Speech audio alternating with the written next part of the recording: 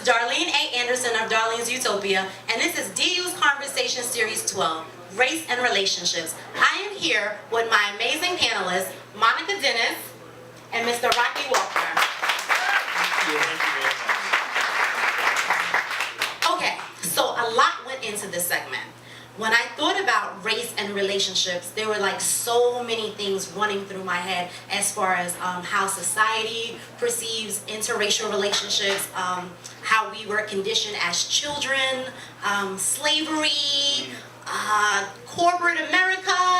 I thought of automatically the NBA, athletes. I'm like, wow, you know, who can I get to really come out here and just dissect some of these I guess stigmas, so to speak, because I really want to focus on some of the negative things, but I also want to shed light on a lot of the positive things that can come out of a world that is changing for tomorrow's children. All right, so when I thought about that, I said Monica and Rocky. So I want you guys to just give the viewers at home a little information about yourselves, respectively, professionally, but I will get in your business just a little bit. I want to just keep it real, okay? All right, so let's talk about the professional part a little bit. Miss Monica. Good evening, everybody. I'm Monica Dennis. I'm originally from the Bronx, and Brooklyn is now my home, and I am an anti-racist community organizer. Pretty much what that means is I work in communities helping us to understand the impact of racism on our families, on our homes, on our communities, and creating strategies for what we can do to address how race shows up in our lives. I've had the pleasure of traveling all over the world and the country doing this work.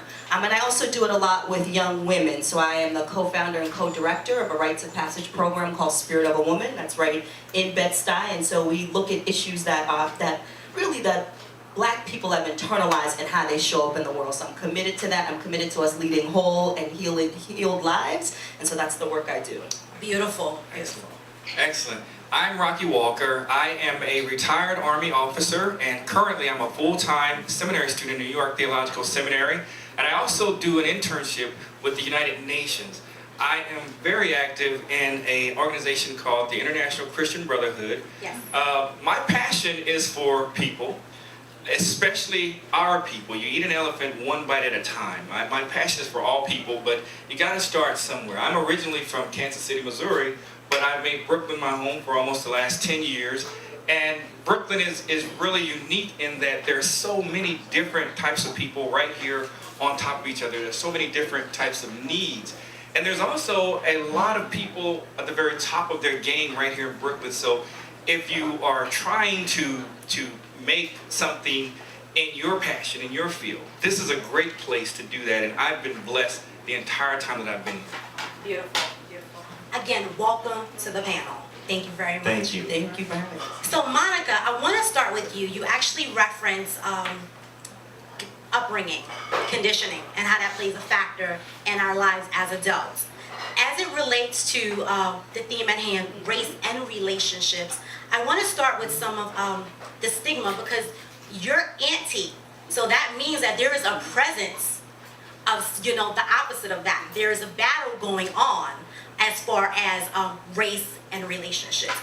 Tell me a little bit about the beginning and what your overall cause is, and maybe some examples of that. So we'll start from the beginning, your personal experiences. So I grew up in a household or a community, not so much a household, where I heard, wow, you're pretty for a dark-skinned girl. Or, oh, it's a good thing you're smart because you're so dark.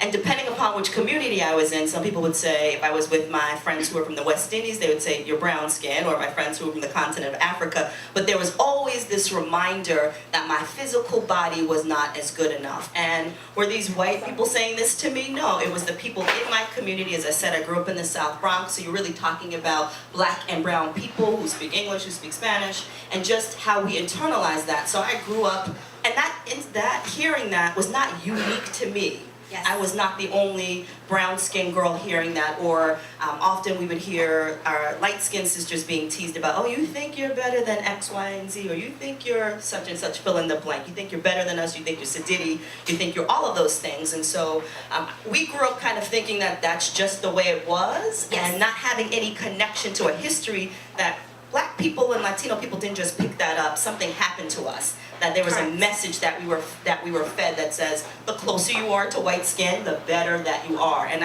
I know that plays in relationships today. So.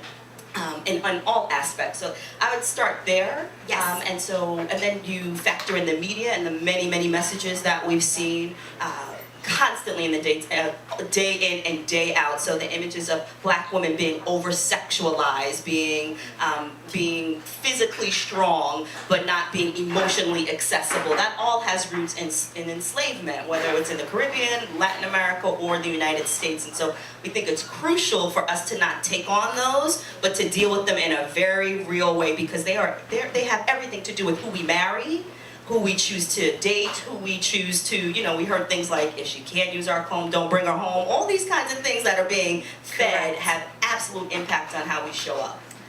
Thank you for sharing. Thank you for sharing. So let me ask you, what's your present status? May I ask? Single and fabulous. You're single and fabulous. All right, exactly. So being single and fabulous, in your travels, have you dated outside of your race? Absolutely. So I identify as Black, that is my race, and I've dated Latino men, I've dated white men, I've dated Asian men. And so I've had the pleasure of dating outside of my race. Okay. Have there been any adversities in which that you had to tackle with in making those choices? Absolutely. So, I would say there is adversity, and there can be challenges in any relationship. Correct. I think it's just unique to who it is that I'm in the relationship with. Yes. So when I'm in a relationship with a Black man, there are a unique set of challenges to Black people that we are constantly engaging with, right? And that we're working through. But I can speak specifically to being in my early 20s and dating a white man and not being mature enough to handle the responses I was getting from people that were watching us, were advancing us. So we might be on the subway and brothers would look at me like, are you serious? It was all in the eyes, all in the communication. Nobody would say anything, but I knew, and I was not mature enough to manage, and I just was straight up. I said, I cannot deal with feeling like I'm an outsider to my community, or I'm betraying the people in my community. So it was men and women just kind of looking me once over. This is more than 20 years ago, because I'm in my 40s now. But it was very difficult. I didn't have the guidance and the spiritual maturity to be able to maintain. I was in my 20s, so it wasn't going to last, but so long was what it was for. Yes. But it was very unique set of challenges of just the way people approached me, the expectations of him, the expectations of me, how his family received me versus how my family received him. It was just a whole unique set. And we're actually going to come back to that in a second, because you raised a lot of points. And I know the audience here and maybe the audience at home will probably have some questions that I'm going to present to you in a second about that. Rocky. Yes. So, considering the topic at hand, race and relationships, and your history, well, let me ask you, what is your status at the moment, sir? I am currently single, but I'm dating. I'm in a relationship. I'm not married. Single in the fact I'm not married, but I am in a relationship. You want to put that out in the street? Absolutely. Definitely. Yes. She must be a fine woman. Yes, she is. Yeah, because you putting it out there. Like, Let everybody maybe know. I want everybody to know. And we respect that. So again, as it relates to race and relationships, what's your standpoint? Because we know she is anti, as far as, the whole aspect of being against it. She's for, interracial relationships, and she's fighting for that. What is your standpoint on that? Well, Darlene, I'm going to present my professional standpoint, at least initially. Beautiful. Okay, and then we can delve into my personal. But professionally, from speaking from a biblical point of view, there's nothing in the Bible that says that there's something wrong with interracial relationships. As a matter of fact, even in the Old Testament, where we see there were instructions not to marry outside the race, that really wasn't to do with race. That was to do with religion.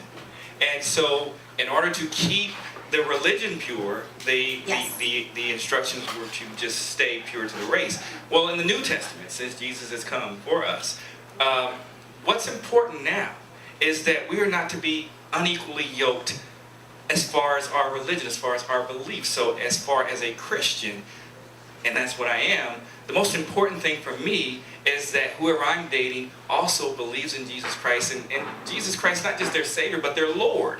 Yes. Which means that you're aspiring to follow His teachings and live within the faith, the Christian faith. So professionally, that's important. Yes. That's important because Monica brought up a very good point. She talked about spiritual maturity. And let's just be honest, in our culture, we face challenges with interracial relationships. There's a lot of challenges with that. There's a lot of people that are very close to me that will look at me and like, what, you endorse that? You co-sign for that? And yes, I do. Because I believe God is bigger than any challenges that we face. However, there will be challenges. The thing about interracial relationships, you have to be mindful that there are circumstances that will be unique Yes. to that interracial relationship. So you should approach it with wisdom, understanding that the things that Monica and I would understand, well, if I go outside of the race, which I have in the past, Yes. you know, these things may not be so easily resolved. There's a whole history involved with any person.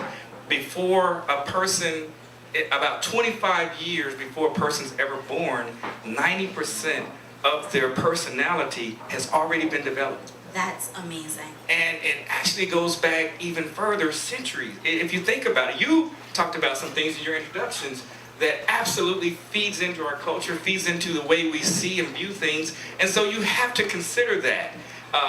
You know, you can't just go by, well, the Bible says it's okay. I do think you have to consider the difficulties that will come with that. But at the bottom line, if you can find a person that you love, and the person that loves Yes. you, and if you share the same faith, you have my blessing. Love is love. Yes. Love is love. Okay, and I agree. And at the end of the day, that is the unification that I would like for everyone to leave with, and understanding that love is love.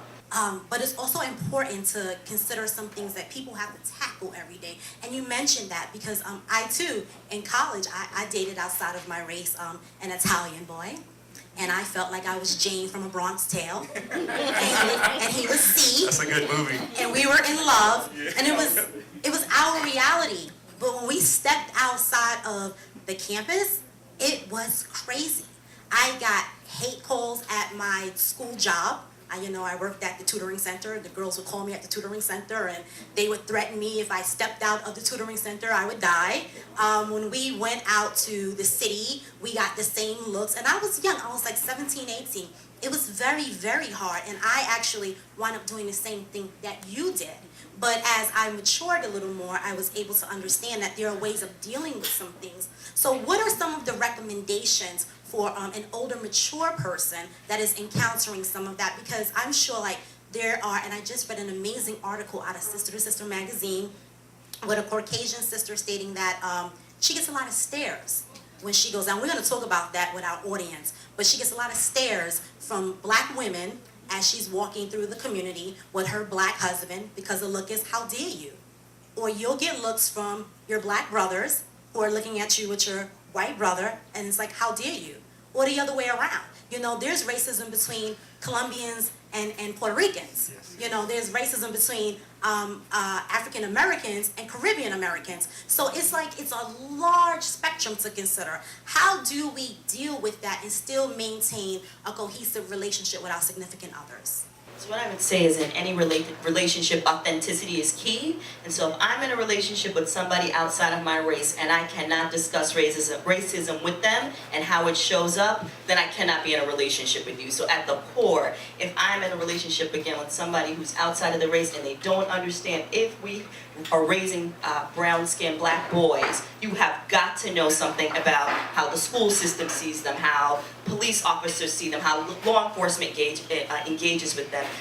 So it's very, very crucial if you're in an interracial relationship to be able to discuss what's real and what's not. And I also think, particularly in the setup of interracial relationships between black people and white people, it's important for white people to do work around privilege and how there are privileges that are afforded to them that might be invisible, the privilege of just being respected, the privilege of being listened to, the privilege of not having to ever think about race. So you think about historically people who never have to think about racism and people of color who are thinking about it all the time. And making decisions for their families, it can be chaotic if we cannot be authentic. So there has to be some common ground about what our experiences are, and an honoring that when I say I feel feel like somebody's following me in the store, I need you to back me up and not question, well, is it just you? Is your attitude? Maybe you should have wore something different. I could be dressed in a suit, or I could be dressed in my sweatpants and a sweatshirt.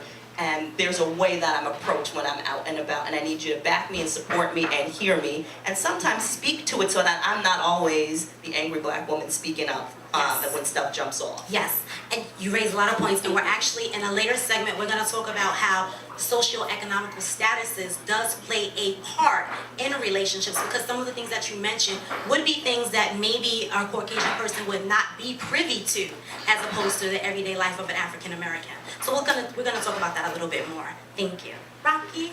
Yes, I think in addition to the authenticity that she spoke of, awareness is key.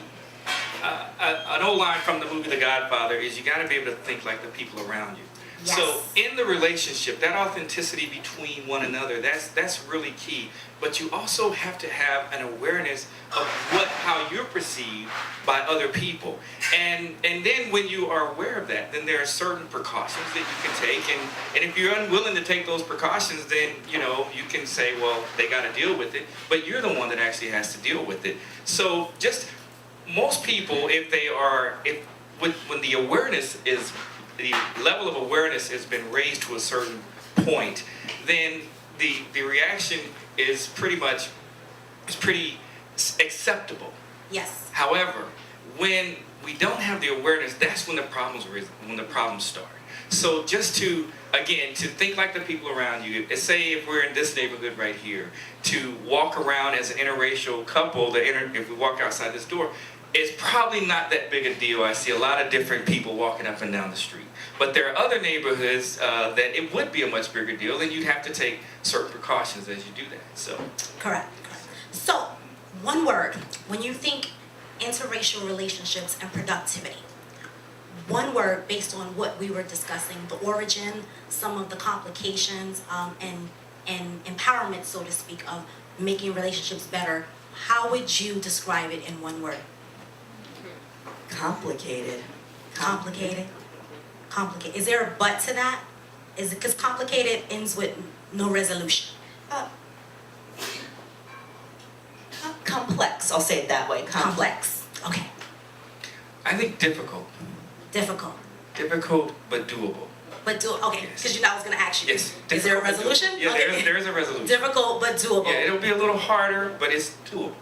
And it's funny that you both started with negative words, because it speaks to the world in which we live in and a need for change, and that's your authenticity. So thank you. Thank you for joining the panel. I'm going to have you back a little later, and we're going to do some Q&A, because I'm sure the people in the audience have some questions for you. Thank you very much. Thank you.